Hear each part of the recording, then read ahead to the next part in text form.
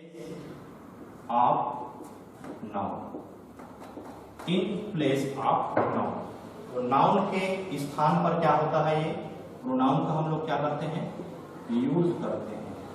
क्या करते हैं, इन प्लेस ऑफ नाउन के बदले प्रोनाउन हम लोग क्या करते हैं, यूज करते हैं। अब देखिए इसमें हमको समझना है, जैसे मैं लिखा राम इज अ स्टूडेंट, जैसे मैं ऐसा लिखा राम इज अ स्टूडेंट, है ना। अब यहाँ पास राम क्या है, नाम है, मतलब ये नाउन है ना। अब मैं बोलता हूँ मेरे को राम का नाम नहीं मालूम, मान के चलिए, तो मैं इसके जगह कौन सा वर्ड यूज करूंगा, तो मैं बोलूंगा जैसे मैं बोल सकते हैं, है ना, he is a student, he is a student, ठीक है। तो यहाँ पर जो ही शब्द है, ही शब्द जो राम की जगह प्रयोग हुआ है, यदि हम नाम नहीं लेना चाहते तो बोल सकते हैं वह एक स्टूडेंट है, ऐसा बोल सकते हैं, है ना। तो यहाँ पर ही जो है, ही क्या है यहाँ पर साथियों, ये ही जो है ये हमारा है प्रोनाउन, ये क्या है प्रोनाउन। चलिए, तो ये तो समझ में आ गया होगा कि नाउन के बदले या नाउन के स्थान पर जो भी शब्द प्रयोग होता है वो क्या होता है, हमेशा प्रोनाउन होता है। इसको आप लोग को क्या करना है, थोड़ा सा ध्यान रखना है। चलिए अब देखिए साथियों, इसमें आपके एग्जाम के लिए या बेसिक इंग्लिश की जानकारी के लिए हमको प्रोनाउन से संबंधित क्या क्या बातों को जानना है और इसको कैसे हम लोग समझ सकते हैं, ताकि आगे जो भी एग्जाम में क्वेश्चन बनेंगे, है ना, उसमें हमारा क्या हो, ये आसान हो जाए। चलिए हम लोग क्या करते हैं, पर्सनल प्रोनाउन के बारे में हम लोग समझते हैं, है ना। ये बहुत ज्यादा इंपॉर्टेंट है। पर्सनल प्रोनाउन आप समझ गए तो सब्जेक्ट बनाते हुए सेंटेंस में इसको यूज करते हुए तो हमको आसानी होगा। तो पर्सनल प्रोनाउन के बारे में आइए जानते हैं। चलिए देखिए, पर्सनल प्रोनाउन में हमको 3 पर्सन के बारे में जानना होता है। 3 पर्सन में फर्स्ट पर्सन, सेकंड पर्सन और थर्ड पर्सन। और इस पर्सन के अंतर्गत हम लोग सिंगुलर और प्लूरल इस रूप में हम बांटते हैं। पर्सन को भी सिंगुलर और प्लूरल रूप में बांटते हैं। तो फर्स्ट पर्सन में आपका सब्जेक्ट के स्थान पर सेंटेंस में स्ट्रक्चर ऐसा होता है, सब्जेक्ट, वर्ब और ऑब्जेक्ट। सेंटेंस का स्ट्रक्चर है ना, पढ़ चुके हैं। सेंटेंस का क्या होता है, ये स्ट्रक्चर होता है। तो सब्जेक्ट स्थान पहले नंबर पे, उसके बाद वर्ब का स्थान आता है, उसके बाद ऑब्जेक्ट का स्थान तीसरे नंबर पे आता है। तो सब्जेक्ट के स्थान पर फर्स्ट पर्सन में कौन सा शब्द यूज होगा, सिंगुलर में आई और ऑब्जेक्ट के स्थान पर मी, ठीक है। उसी प्रकार से प्लूरल में यदि हम बात करें तो प्लूरल में वी यूज होता है, आई मतलब मैं और इसी का हम होता है। तो वी को हम लोग जब ऑब्जेक्ट के जगह पर लिखते हैं, है ना, तो वो अस के रूप में लिखाता है, जबकि आई को हम लोग मी के रूप में ऑब्जेक्ट के जगह पर प्रयोग करेंगे। ऑब्जेक्ट मतलब इस स्थान पर, है ना, ठीक है। उसके बाद सेकेंड पर्सन की हम बात करें, सेकेंड पर्सन में यू जो होता है केवल किस रूप में होता है, किस फॉर्म में यूज होता है, केवल प्लूरल फॉर्म में यूज होता है। सब्जेक्ट की जगह भी यू लिखाता है और ऑब्जेक्ट के स्थान पर भी क्या यूज करते हैं, हम लोग यू का यूज करते हैं, ठीक है। आगे देखिए, थर्ड पर्सन में आते हैं। थर्ड पर्सन में 2 होता है, सिंगुलर और प्लूरल दोनों होता है। तो इसको आपको ध्यान रखना है, इसमें दोनों होता है। तो इसमें ही मतलब वह और ये पुरुष के लिए यूज होता है। सी मतलब वह, ये महिला के लिए यूज होता है। इट मतलब भी वह, लेकिन इससे यूज होता है वस्तु के लिए यूज होता है, ठीक है। तो इट, सी, इट तीनों किसमें है, सिंगुलर और ये प्रोनाउन के अंदर आता है। तो ही को हम लोग जब ऑब्जेक्ट के रूप में लिखेंगे, है ना, ही को ये सब्जेक्ट के जगह पे ऑब्जेक्ट के रूप में इसको हम क्या लिखेंगे, हिम लिखेंगे। उसी प्रकार सी को क्या लिखेंगे, इट को क्या लिखेंगे, इट्स लिखेंगे। इसका थोड़ा सा ध्यान रखना है। सब्जेक्ट यहाँ पर कौन सा वर्ड क्या लिखाता है, एक प्रॉपर आपको टेबल थोड़ा सा ध्यान में रखना होगा।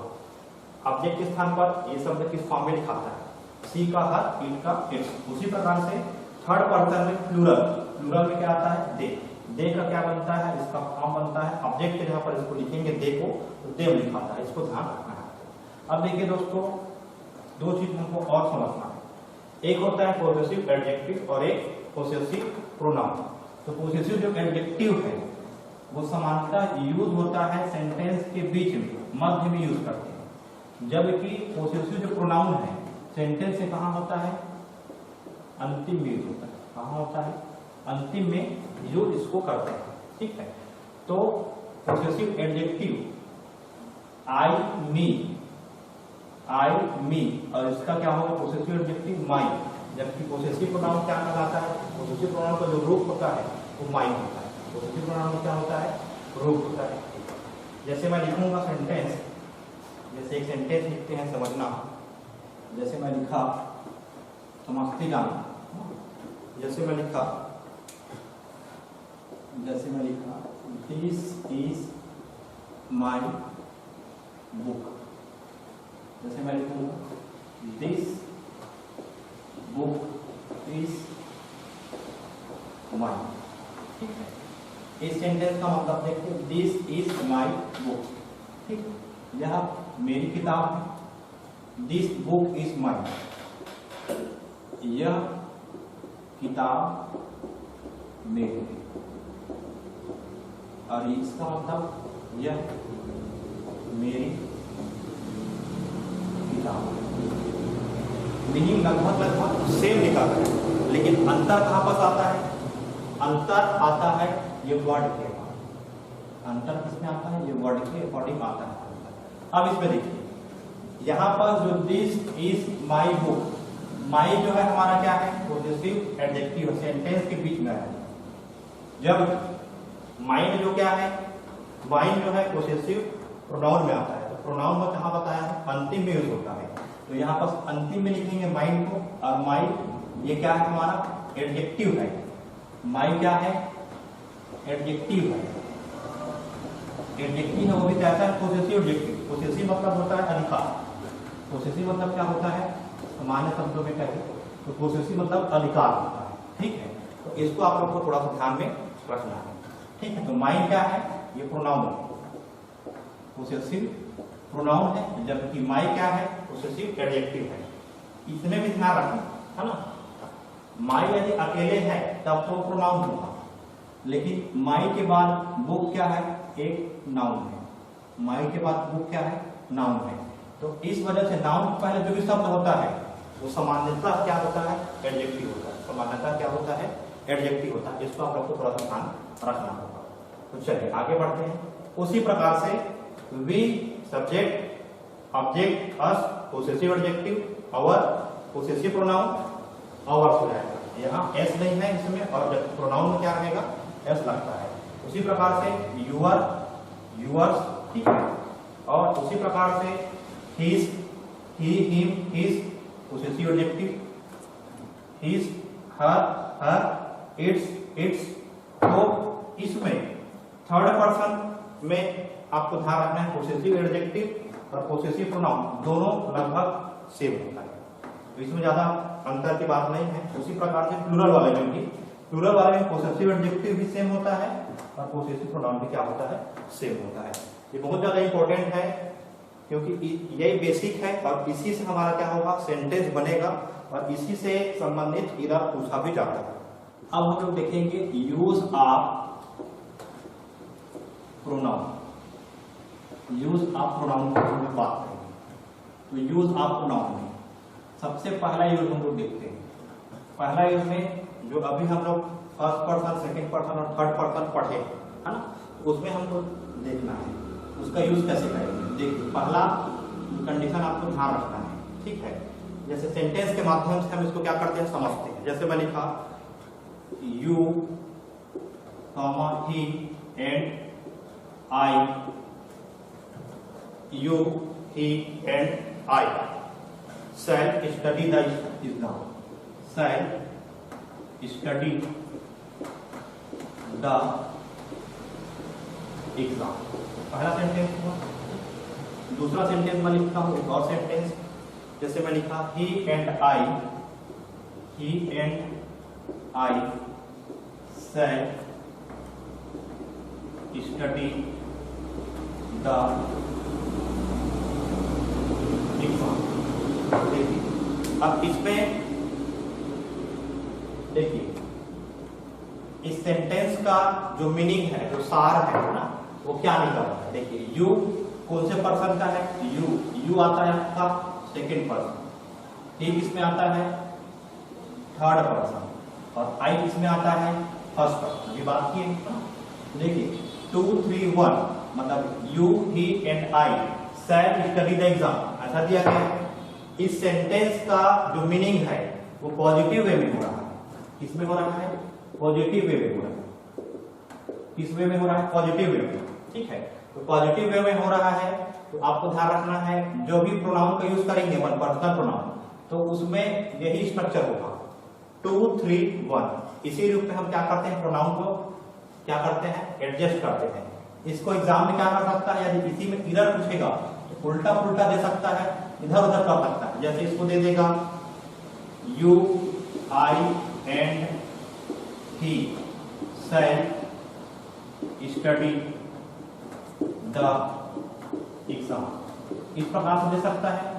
और पूछ सकता है आपको एग्जाम में कि कौन सा सेंटेंस है, 4 आपको ऑप्शन दिया रहेगा और हो सकता है ये ऑप्शन में भी रहे। ठीक है, तो ये ऐसा करके पूछ सकता है। तो आपको सीक्वेंस याद रखना है 2 3 1। इस फॉर्म में क्या होता है, आपका पॉजिटिव सेंस में यूज होता है पर्सनल प्रोनाउन का। देखिए इसमें भी देखो ही एंड आई, ही कौन सा है, थर्ड है, और आई कौन सा है, 1 है।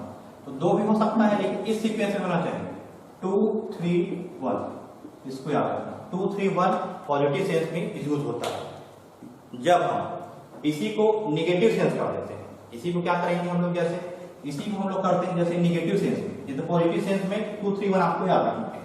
जब यदि ऐसा हो जाए निगेटिव सेंस इसका निगेटिव, तब इसको हम लोग को थोड़ा सा और ध्यान रखना है, इसको कैसे फिर बनाते हैं। तो चलो देखते हैं। जब निगेटिव सेंस बनेगा, निगेटिव सेंस में personal pronoun, personal pronoun, personal pronoun यदि किस सेंस में हो, निगेटिव सेंस में, तब आपको जो प्रोनाउन यूज होगा उसको क्रम आपको याद रखना है 1 2 3। इस क्रम में आपको थोड़ा सा ध्यान में रखना है। जैसे मैं सेंटेंस लिखता हूं, I you and he made a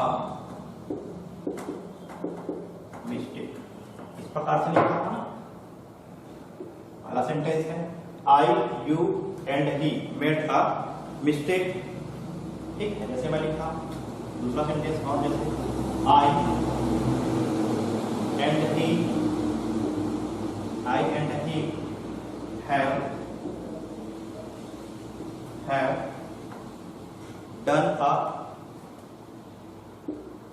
done crime, इस प्रकार से।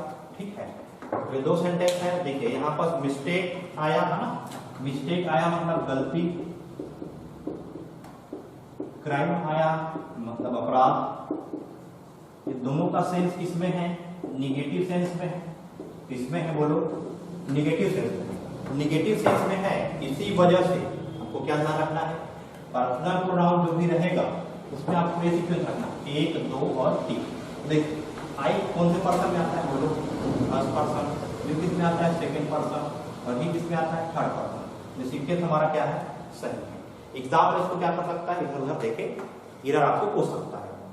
इसमें क्या है, आई फर्स्ट, ही सेकंड, फर्स्ट सेकंड चलेगा क्रम में, इसको आपको थोड़ा सा ध्यान रखना है।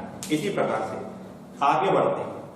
आगे बढ़ेंगे तो इसमें हमको एक और रूप देखना पड़ेगा। यदि प्लूरल फॉर्म आपको पूरा दिया हुआ है, तो प्रोनाउन है, जो भी प्रोनाउन है ना, प्रोनाउन का जो फॉर्म है, प्रोनाउन का फॉर्म यदि क्या हो, प्लूरल, प्रोनाउन का फॉर्म क्या हो यदि प्लूरल, उसमें सीक्वेंस कैसे बनेगा। देखिए जैसे सेंटेंस में लिखता हूं, सेंटेंस जैसे हम लोग लिखते हैं, we you and they, we you and they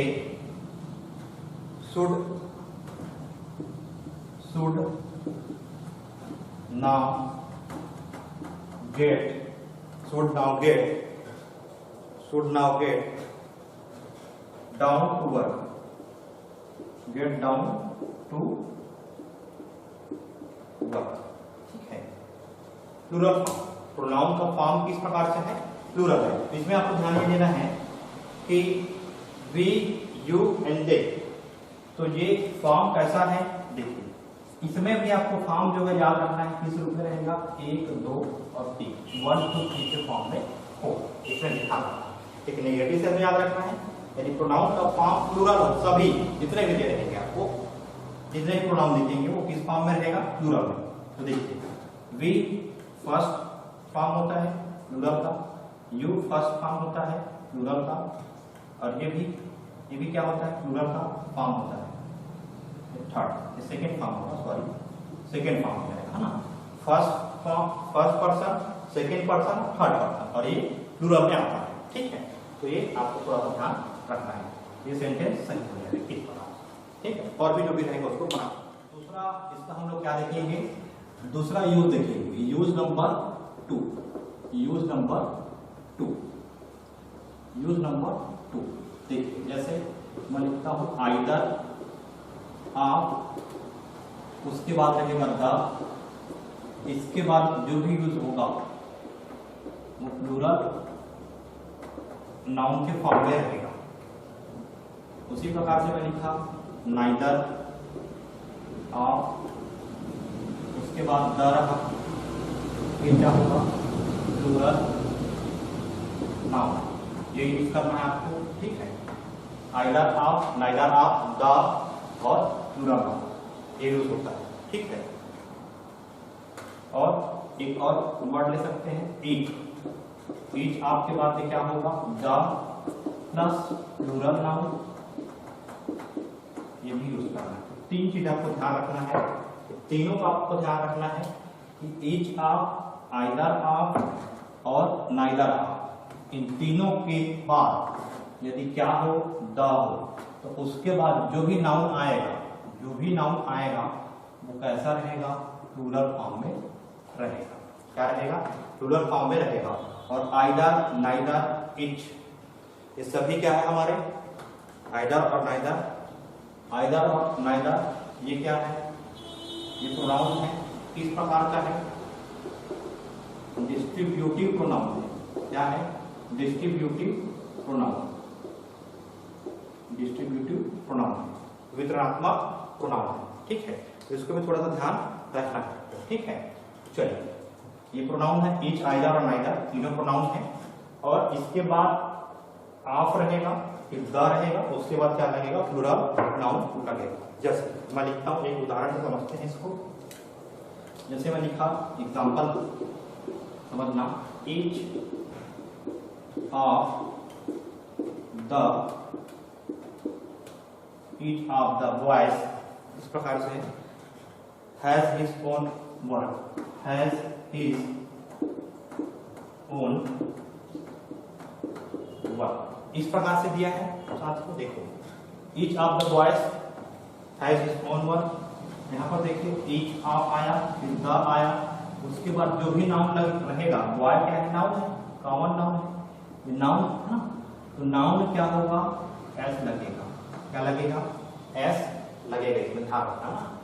exam में ये एस हटा के देता है, तो ध्यान रखना है आपको। Each of the boys, either of the boys, neither of the boys, तीनों एक के माध्यम से हम लोग समझ सकते हैं। ईच ऑफ द बॉयज है, आइदर ऑफ द बॉयज भी हो सकता है, नाइदर ऑफ द बॉयज हो सकता है, लेकिन बॉय नहीं होगा। यहाँ पर नाउन जो रहेगा वो कैसा रहेगा, प्लूरल नाउन रहेगा। इस बात को आपको ध्यान रखना है, यहाँ से क्वेश्चन पूछा जाता है, जिसका आपको थोड़ा सा नोट करेंगे।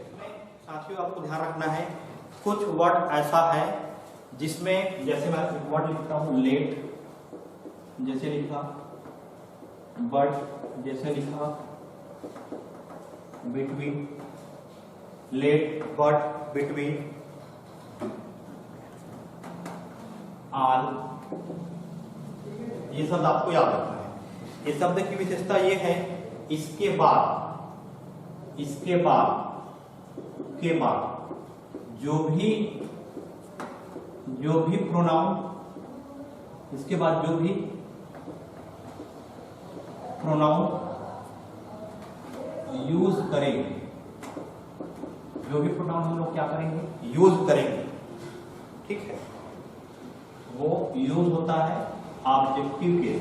ऐसे केस में, ऑब्जेक्टिव केस में हम लोग प्रोनाउन का यूज करेंगे।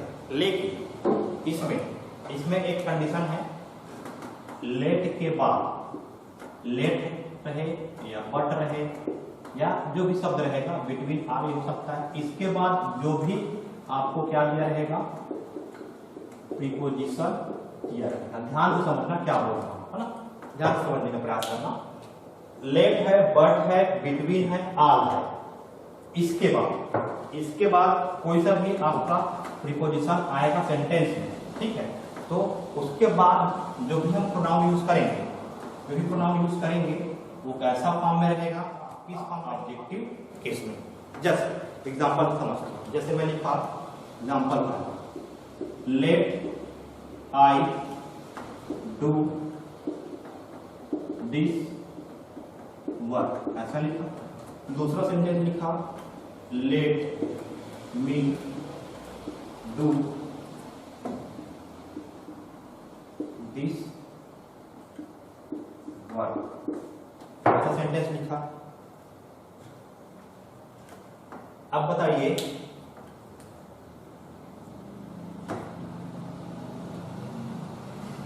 यहां पर समझना, यहां पर देखिए लेट है, बट है, बिटवीन है, आल है, इसके बाद जो भी प्रोनाउन यूज होगा वो किस फॉर्म में रहेगा, ऑब्जेक्टिव केस में।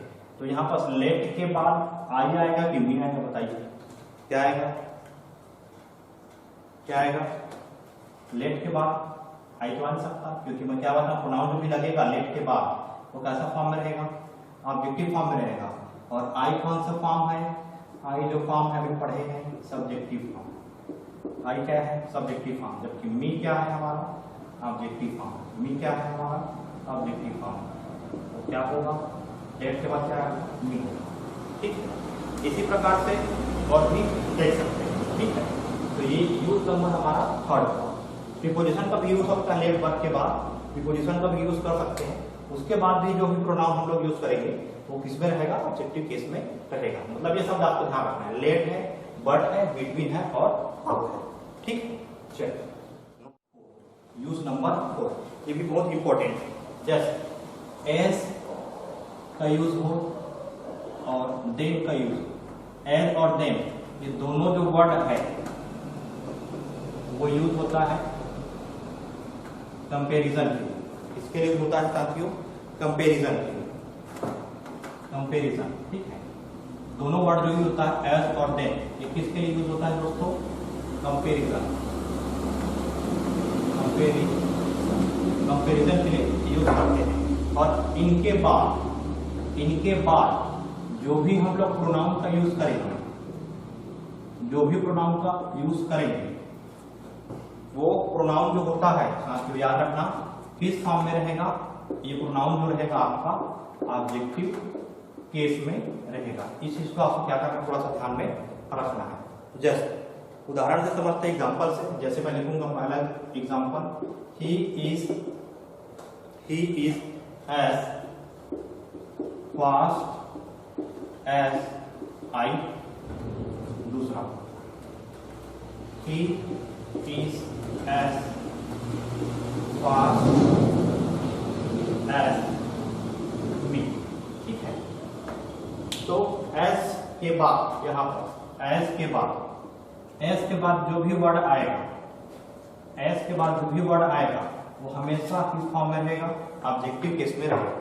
किस फॉर्म में रहेगा आपको याद रखना, ऑब्जेक्टिव केस में रहेगा। इसका मतलब आई यहाँ नहीं आ सकता, तो क्या होगा, मी। ये हमारा क्या होगा, सही सेंटेंस होगा। तो इसको आप लोग को थोड़ा सा ध्यान में रखना। इससे भी रिलेटेड क्वेश्चन हो सकता है। जैसे मैं एक देन वाला देख लेते हैं, ठीक है। जैसे तीसरा ले लेते हैं, देन वाला, ही रन फास्टर देन, इसी का भी नाम ले लेते हैं, हिम, ही रन फास्टर देन हिम, ठीक है। उससे चौथा लिखा हुआ, he run faster than, he run faster than he, ऐसा लिखिए, ठीक। he run faster than he, तो यहाँ पर देखिए, यहाँ पास हम लोग यहाँ सब्जेक्ट को क्या कर सकते हैं, चेंज कर सकते हैं। ठीक है, देखो देखिए साथियों, इसमें हम लोग क्या करते हैं, एज और देन, इसका तो देख लिए एज और देन, इसमें हम लोग एज का देख लिए, अब देन का देखते हैं। जैसे मैं लिखूंगा ही रन, जैसे मैं लिख दिया, समझ, तीसरा लिखूंगा जैसे देन के लिए I run faster than him, ऐसा लिखा। ठीक है, चौथा सेंटेंस जैसे मैं लिखता हूं I run faster than his, ऐसा लिखा। ठीक है, तो यहाँ पर फिर से क्या आया साथियों, देखो देन आया है, एज और देन के बाद जो भी ऑब्जेक्टिव केस में यूज होता है, अंतिम में जो वर्ड यूज करते हैं, तो देन के बाद जो भी प्रोनाउन यूज होगा वो हिम होगा कि हिज, बताइए हिज ऑब्जेक्टिव केस है क्या, नहीं है। ये क्या है हमारा हिम जो है, ये ऑब्जेक्टिव केस है, हिम क्या है, ऑब्जेक्टिव केस। तो ये वाला सेंटेंस क्या हो जाएगा सही, ये वाला सेंटेंस क्या हो जाएगा, रॉन्ग हो जाएगा। ठीक है, चलो कंप्लीट, इसके आगे हम लोग